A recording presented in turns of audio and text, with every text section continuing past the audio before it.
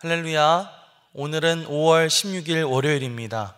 오늘도 정시 매일 예배에 나아가시는 우리 모든 성도님들을 주님의 이름으로 축복합니다. 다 함께 사도신경을 고백하며 예배의 자리로 나아가겠습니다. 전능하사 천지를 만드신 하나님 아버지를 내가 믿사오며 그 외아들 우리 주 예수 그리스도를 믿사오니 이는 성령으로 잉태하사 동정녀 마리아에게 나시고 본디오 빌라도에게 고난을 받으사 십자가에 못 박혀 죽으시고 장사한 지 사흘 만에 죽은 자 가운데서 다시 살아나시며 하늘에 오르사 전능하신 하나님 우편에 앉아 계시다가 저리로서 산 자와 죽은 자를 심판하러 오시리라. 성령을 믿사오며 거룩한 공회와 성도가 서로 교통하는 것과 죄를 사하여 주시는 것과 몸이 다시 사는 것과 영원히 사는 것을 믿사옵나이다. 아멘. 다 함께 찬송가 176장 찬양하시겠습니다.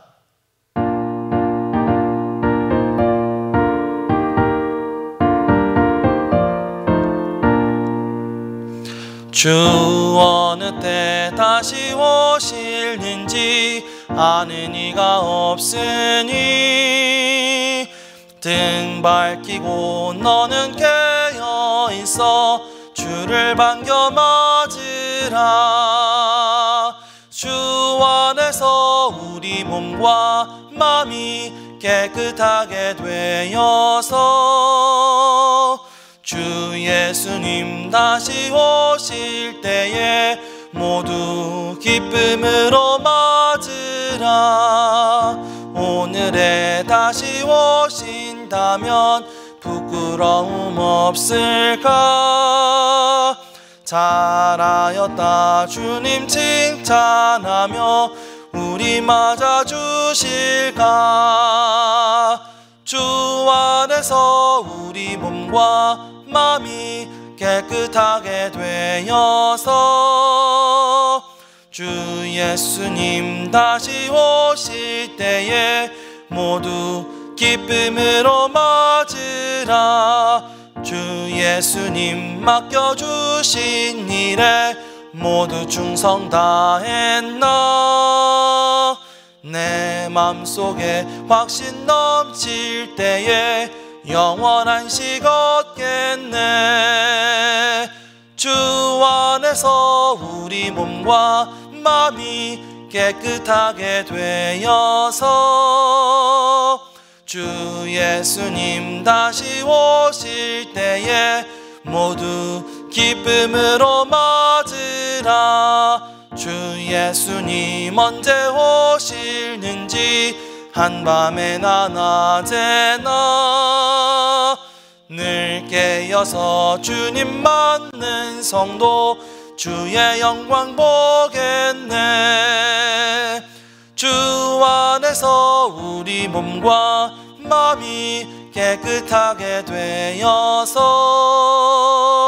주 예수님 다시 오실 때에 모두 기쁨으로 맞으라. 아멘. 다 함께 매일의 기도를 드리시겠습니다. 참 평강의 주님, 오늘도 새로운 하루를 주시고 복되게 하시니 감사합니다. 하늘에 속한 자, 하나님의 자녀로서의 삶을 권세로 살게 하시며 오직 하나님의 말씀을 즐거워하며 따라 살게 하심을 감사드립니다. 다윗처럼 오직 우리 주님만을 내 앞에 모시고 오직 주님만이 우리의 전부이심을 고백하는 삶을 살게 하시고 그러므로 인해 주님께서 늘 우리의 전부가 되어주심을 경험하고 누리는 삶이 되게 하옵소서. 우리의 가정과 교회를 위해 기도합니다. 일터를 위해 간구합니다. 나라와 민족들을 위해 주님의 은혜를 구합니다. 구원과 치료와 회복의 은혜를 내려주셔서 어그러진 모든 것들이 바로 세워지게 하시고 평화를 이루게 하옵소서. 이제 일상이 된 경건의 일가를 통해서 성령의 충만, 성도의 영화를 이루게 하옵소서. 주님 사랑합니다. 언제나 자기 눈동자같이 우리들을 사랑하시는 주 예수 그리스도의 이름으로 기도드립니다. 아멘. 오늘 우리에게 주시는 하나님의 말씀은 고린도전서 7장 32절부터 35절까지의 말씀입니다. 너희가 염려 없기를 원하노라. 장가가지 않은 자는 주의 일을 염려하여 어찌하여야 주를 기쁘시게 할까 하되, 장가간 자는 세상 일을 염려하여 어찌하여야 아내를 기쁘게 할까 하여, 마음이 갈라지며 시집가지 않은 자와 처녀는 주의 일을 염려하여 몸과 영을 다 거룩하게 하려 하되, 시집간 자는 세상 일을 염려하여 어찌하여야 남편을 기쁘게 할까 하느니라. 내가 이것을 말함은 너희의 유익을 위함이요 너희에게 올무를 놓으려 함이 아니니, 오직 너희로 하여금 이치에 합당하게 하여 흐트러짐이 없이 주를 섬기게 하려 함이라. 이는 하나님의 말씀입니다. 아멘. 할렐루야. 오늘도 말씀을 사모하며 나아가는 여러분 모두에게 성령의 역사가 충만하게 임하게 되시기를 간절히 소망합니다. 오늘은 흐트러짐 없이 주를 섬기라 라는 제목으로 하나님의 말씀을 전하겠습니다. 자, 여러분에게 질문 하나 드리겠습니다. 사도 바울은 과연 결혼을 했을까요? 안 했을까요? 네, 공식적인 대답은 잘 모르겠다입니다. 당시에 초대교회 사도들은 이 아내를 데리고 다니면서 함께 동역했다고 하죠. 성경을 보면은 베드로의 아내 이야기가 나오기도 하고요. 또 브리스길라와 아굴라 부부 이야기도 우리가 너무나 잘 알고 있는 그런 말씀입니다. 그런데 반면 이 사도 바울이 전도 여행을 할 때에는 이 아내와 함께 했다는 이야기를 전혀 찾아볼 수가 없습니다. 또 사도 바울이 독신의 은사를 받았다는 것을 암시하는 그런 기록들도 나와 있죠. 그렇기 때문에 사도 바울은 결혼을 하지 않았다, 이렇게 주장하는 사람들이 있습니다. 자, 반면에 사도 바울은 이 어렸을 때부터 바리새인이었죠. 또 산헤드린 공의회의 회원이었다고 알고 있습니다. 당시 바리새인들은 10대 때 일찍이 결혼을 했다고 하죠. 또 당시에 산헤드린 공의회의 회원이 되기 위해서는 이 결혼을 해야 했다는 그런 규칙이 있었다고 합니다. 이런 것들로 미루어 봤을 때 사도 바울은 결혼을 했을 것이다, 이렇게 추측하는 사람들이 있습니다. 또 어떤 학자들은 사도 바울이 결혼을 했는데 나중에 사별을 한 것이다, 이렇게 추측하는 사람들도 있고요. 또 어떤 사람들은 바울이 이 다메섹 도상에서 예수님을 만난 뒤에 회심하고 그러다 보니까 유대교에서 쫓겨나게 되면서 자연스럽게 이혼을 당했다, 이렇게 말하는 사람도 있습니다. 또 바울이 전도 여행을 다니고 또 독신의 은사를 받게 되면서 그렇게 아내와 헤어지게 된 것이다, 이렇게 이야기하는 사람들도 있습니다. 자, 그러나 사도 바울이 결혼을 했었든 안 했었든 에베소서라든지 이 골로새서와 같은 바울의 서신서를 보게 되면 거기에 바울이 이 결혼 생활이라든지 가정 생활에 대한 이야기들을 종종 하고 있는 것을 볼 수가 있는데요. 그 바울이 결혼에 대한 이야기들을 할 때에 마치 그것을 경험해 본 것과 같은 그런 통찰을 보여주는 그런 내용들도 나와 있습니다. 자, 오늘 말씀에서 또 사도 바울은 이 약혼과 결혼, 재혼에 대한 문제들을 이야기하고 있는데요. 7장 전반적인 말씀을 통해서 그런 이야기들을 살펴볼 수가 있습니다. 사도 바울이 이 결혼에 대해서 이야기하는 것을 좀 간략하게 한번 살펴보면요, 사도 바울은 뭐라고 말하냐면 아직 결혼하지 않은 처녀들에게 대해서 결혼을 하지 말고 그냥 지내는 것이 좋다, 이런 권면을 하고 있습니다. 자, 고린도전서 7장 25절에서 26절 말씀 함께 읽어보겠습니다. 처녀에 대하여는 내가 주께 받은 계명이 없으되 주의 자비하심을 받아서 충성스러운 자가 된 내가 의견을 말하노니, 내 생각에는 이것이 좋으니 곧 임박한 환난으로 말미암아 사람이 그냥 지내는 것이 좋으니라, 이렇게 말하고 있죠. 자, 또 결혼한 사람들, 이 결혼한 사람들에 대해서는 굳이 헤어지기를 바라지 말고, 아내와 헤어졌던 사람은 또 굳이 다시 재혼하려고 들지 말라는 이야기를 하고 있습니다. 자, 27절 말씀입니다. 내가 아내에게 매였느냐? 노이기를 구하지 말며, 아내에게서 노였느냐? 아내를 구하지 말라. 자, 그러나 그렇다고 해서 장가가는 것이나 시집가는 것이 죄진 것은 절대로 아니라, 이런 얘기도 하고 있는데요. 28절 말씀입니다. 그러나 장가가도 죄지는 것이 아니요 처녀가 시집가도 죄지는 것이 아니로되 이런 이들은 육신에 고난이 있으리니 나는 너희를 아끼노라. 한마디로 좀 정리를 해보면 사도 바울은 결혼하는 것도 물론 좋은 일이지만 결혼을 안 하는 것은 더 잘하는 것이라고 이야기를 하고 있습니다. 38절 말씀을 보겠습니다. 그러므로 결혼하는 자도 잘하거니와 결혼하지 아니하는 자는 더 잘하는 것이니라. 아마 이 말씀들을 읽으면서 뭔가 마음속으로 이상하다는 걸 아마 느끼셨을 것입니다. 사도 바울이 진짜 이런 이야기를 했다고? 이렇게 생각하시면서 고개를 갸우뚱갸우뚱 하실 분들이 있으실 것 같아요. 특히 어머님들 가운데는 아니 가뜩이나 우리 자식들 지금 결혼 안 해가지고 속 터지고 있는데 너무 속상한데, 아니 사도 바울은 지금 결혼 안 하는 게 더 잘하는 일이라니 이게 진짜 무슨 말도 안 되는 이야기야, 이렇게 말씀하시는 분들도 있을 것이라고 생각이 되는데요. 그래서 어떤 사람들은 사도 바울이 비혼주의자였나? 이렇게 생각하는 그런 분들도 있을 것 같습니다. 자, 그런데요, 이 결론부터 말씀을 드리자면 이것은 우리들의 오해입니다. 우리가 이 본문을 좀 정확하게 이해하기 위해서는 이 두 가지를 먼저 좀 살펴보아야 하는데요. 25절부터 26절까지의 말씀을 다시 한번 읽어보도록 하겠습니다. 처녀에 대하여는 내가 주께 받은 계명이 없으되 주의 자비하심을 받아서 충성스러운 자가 된 내가 의견을 말하노니 내 생각에는 이것이 좋으니 곧 임박한 환난으로 말미암아 사람이 그냥 지내는 것이 좋으니라. 자, 우리가 사도 바울이 했던 이야기를 좀 정확하게 이해하기 위해서 첫 번째로 우리가 고려해야 될 것은요, 먼저 25절 말씀을 보시면 이것이 하나님의 계명이라기보다는 사도 바울이 가지고 있는 개인적인 의견이었다는 것입니다. 내가 주께 받은 계명은 없는데 내가 생각하기에는, 내가 개인적으로 의견을 제시하자면 이렇게 하는 것이 좋겠다라고 말하면서 말씀을 통해서 사도 바울이 가지고 있었던 생각, 사도 바울이 가지고 있었던 어떤 가치관에 대해서 드러내주고 있다는 것입니다. 자, 또 하나 우리가 고려해야 될 사항, 26절 말씀을 보면 나와 있는데요. 그것은 뭐냐면 사도 바울이 임박한 환난을 기다리고 있었다라는 것입니다. 자, 여기서 환난이라고 하는 것은 예수님께서 다시 오실 재림 직전에 있게 된다는 대환난의 시기를 말하죠.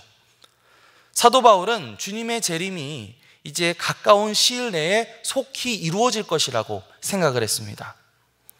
그리고 그 재림에 앞서서 교회가 당하게 될 그 환난, 그 큰 환난을 대비하고 있어야 된다고 생각을 했어요. 그러니까 이 결혼을 하고 또 가정을 갖는 것보다는 혼자 있는 것이 그 환난과 박해를 견디기에 더 쉬울 것이라고 생각했던 것이죠. 아, 예수님이 곧 오시니까 이럴 때일수록 우리가 예수님께 더 집중해야 된다. 그런데 이제 와서 막 결혼하고 배우자 챙기고 자녀 챙기고 가정 챙기고 이러다 보면 주님께 더 집중하기가 힘들게 되기 때문에 만약에 아직 너희가 결혼을 안 했으면 그냥 그대로 있는 것도 내 생각에는 좋은 방법인 것 같다 라고 이렇게 말했던 것이죠. 그러니까 이것이 무슨 비혼주의라든지 독신주의를 강요하는 이야기는 절대로 아니라고 하는 것입니다. 이것은 어디까지나 임박한 환난 앞에 서 있는 바울의 개인적인 생각을 어필하고 있는 것이죠. 하지만 우리는 여기에서 꼭 한 가지 짚고 넘어가야 될 것이 있습니다.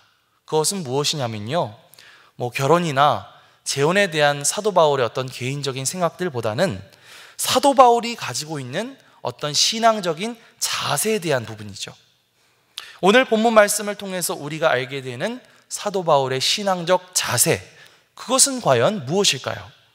자, 35절 말씀을 우리 함께 읽겠습니다. 내가 이것을 말함은 너희의 유익을 위함이요 너희에게 올무를 놓으려 함이 아니니 오직 너희로 하여금 이치에 합당하게 하여 흐트러짐이 없이 주를 섬기게 하려 함이라. 자, 아까도 말씀드렸던 것처럼 사도 바울은 결혼 생활을 하다 보면 자꾸만 주님께 집중하지 못하고 가정일이나 세상 일에 자꾸만 집중하게 된다고 말했다고 했죠. 그렇게 결혼 생활 때문에 마음이 자꾸만 갈라지고 신앙이 약해질 바에는 차라리 가능하다면 굳이 결혼하지 말고 혼자서라도 그 믿음을 지켜야 된다라고 하는 말을 하고 있는 것입니다. 그리고 그것은 35절 하반절에 나와 있는 고백처럼 오직 너희로 하여금 이치에 합당하게 하여 흐트러짐이 없이 주를 섬기게 하기 위함이라 라는 것입니다. 자, 이게 무슨 말일까요? 우리가 인생을 살면서 내려야 하는 그런 결정들이 예수 그리스도를 향한 우리의 마음을 흐트러뜨리지 않게 해야 된다는 것이죠. 다시 말하면 내가 가지고 있는 믿음, 내가 가지고 있는 이 믿음이 나의 생각과 나의 삶을 변화시키는 영향력이 있어야 된다라고 하는 것입니다. 주님을 향한 믿음이 심지어 결혼과 재혼이라고 하는 인생의 가장 중요한 결정을 내리는 일에 있어서도 영향을 미쳐야 된다는 것이죠. 사도 바울은 개인적으로 주님이 곧 오실 것이라고 하는 임박한 재림에 대한 믿음이 있었고 그 믿음을 바탕으로 평생 독신으로 살기로 마음먹었고 또 그것을 권면했던 것입니다. 자, 우리는 평생 살면서 수없이 많은 결정들을 내립니다. 결정의 순간은 매일매일 매 순간순간마다 찾아오죠. 그리고 그 결정은 나를 만들어 갑니다. 우리는 결정을 내릴 때 여러 가지 상황들을 숙고하고 또 다른 사람들의 의견을 듣고 여러 가지 경험을 참고해서 결정을 내리죠. 자, 그런데 무언가를 결정하는 데 있어서 우리의 믿음은 과연 그 결정에 얼마나 큰 영향을 미치고 있습니까? 다시 말하면 나의 믿음은 나의 생각과 내 삶을 어떻게 변화시키고 있느냐는 것입니다. 많은 사람들이요, 예수님에 대한 믿음을 고백하면서도 그 믿음이 정작 내 생각과 내 삶과 내가 내리는 결정에는 아무런 영향을 미치고 있지 못하는 것을 보게 되죠. 오히려 믿음이 내 생각과 내 결정을 뒷받침하는 그런 도구로 사용되고 있는 그런 안타까운 현실을 많이 보게 됩니다. 그냥 내 마음대로 내 뜻대로 다 결정해놓고 그제서야 기도하죠. 하나님, 제가 이렇게 하려고 하는데 길을 열어주실 줄 믿습니다. 인도해 주실 줄 믿습니다. 라고 그렇게 기도합니다. 이런 믿음은 아무런 영향력 없는 그런 믿음이죠. 아무런 힘도 없습니다. 여기에서 믿음이라고 하는 것은, 여기서 복음이라고 하는 것은 내 삶의 그저 들러리일 뿐인 것이죠. 우리가 진정 믿음의 사람이라고 한다면 우리가 이렇게 하게 될 것입니다. 나는 그리스도인이니까, 난 믿음을 가진 사람이니까 이렇게 결정하겠어. 나는 예수 믿는 사람이니까 이렇게 행동하겠어. 내가 이 사업을 해야 되는데 이 사업을 추진할 때 이런 것은 부정한 방법이니까, 이것은 하나님의 뜻에 맞지 않으니까 난 이 부정한 방법 사용하지 않겠어. 나는 그리스도의 양심을 가진 사람이니까 이 양심에 따라서 이러한 제안은 과감히 거부하겠어. 이렇게 결단할 수 있어야지 이것이 진짜 믿음의 사람이라고 할 수 있는 것이죠. 사도 바울은 말합니다. 내가 이것을 너희에게 말함은 너희의 유익을 위함이요 오직 너희로 하여금 이치에 합당하게 하여 흐트러짐 없이 주를 섬기게 하려 함이라. 이러한 믿음의 결단을 통해서 우리가 흐트러지지 않고 주님을 섬기는 참된 신앙을 가지게 된다는 것입니다. 그래서 주님께서 재림하셨을 때 그 믿음을 바탕으로 결단한 사람들, 흐트러짐 없이 주님을 섬겼던 사람들은 주님께 칭찬을 받게 되겠죠. 그러므로 사도 바울이 그랬던 것처럼 예수님에 대한 믿음, 그 믿음이 오늘 여러분의 삶, 오늘 여러분의 모든 결정에 가장 큰 영향력을 미칠 수 있게 되기를 간절히 바랍니다. 자, 말씀을 정리하려고 합니다. 사도 바울은 임박한 예수님의 재림에 대한 그런 믿음을 가졌습니다. 그리고 그 믿음을 바탕으로 자신이 어떤 생각을 가지고 있고 또 자신은 어떤 삶을 살고 있는지 담대하게 전하고 권면하고 있죠. 그리고 그 모든 것을 통해서 우리가 흐트러짐 없이 주님을 섬기게 되기를 원한다 라고 말하고 있습니다. 사도 바울이 가지고 있었던 이 신앙의 자세를 따라서 우리도 이 믿음이 내 생각과 내 행동을 결정하는데 가장 큰 영향력을 미칠 수 있게 되기를 간절히 바랍니다. 믿음은 내 삶을 어떻게 변화시켰는가? 믿음은 내 인생을 결정하는 일에 있어서 어떤 영향력을 미치고 있는가? 사도 바울의 말을 통해서 내 자신을 되돌아보게 되기를 간절히 바랍니다. 그리고 오늘 내가 만나는 모든 결정에 앞서서 이 질문을 던져보시기 바랍니다. 나는 믿음의 사람으로서 어떻게 생각하고, 나는 믿음의 사람으로서 어떻게 결정하고, 나는 믿음의 사람으로서 어떻게 행동해야 될 것인가? 오늘도 사도 바울과 같이 믿음을 따라 결정하고, 믿음을 따라 생각하고, 믿음을 따라 행동하게 되시기를 바랍니다. 그래서 우리가 주님을 다시 뵙는 그날까지 흐트러짐 없이 주님을 섬기는 그런 거룩한 성도들이 되시기를 바랍니다. 그래서 우리 모두가 주님 앞에 칭찬받을 수 있는 그런 큰 믿음 유신교회 모든 성도님들이 되시기를 주님의 이름으로 간절히 축원합니다. 아멘. 기도하겠습니다. 사랑의 하나님, 감사합니다. 사도 바울이 결혼과 재혼 등에 대해서 말하는 것을 보면서 그것이 예수님이 곧 오실 것이라는 임박한 재림에 대한 믿음으로부터 나오게 된 생각이라는 사실을 우리가 알게 되었습니다. 하나님, 사도 바울이 자신이 가진 신앙을 따라서 자신의 삶을 바꾸는 그런 결단을 감행했던 것처럼 우리도 신앙인으로서 오늘 우리가 내리는 크고 작은 결정들 속에 믿음을 갖게 하옵소서. 나의 신앙과 나의 삶이 분리된 것이 아니라 내 신앙과 내 믿음이 나의 삶을 결정하는 일에 중요한 기준이 되게 하여 주시옵소서. 그래서 우리가 그 믿음의 기준을 가지고 흐트러짐 없이 주님을 섬기는 사람들로 거듭나게 하옵소서. 감사드리며 예수 그리스도의 이름으로 기도드리옵나이다. 아멘.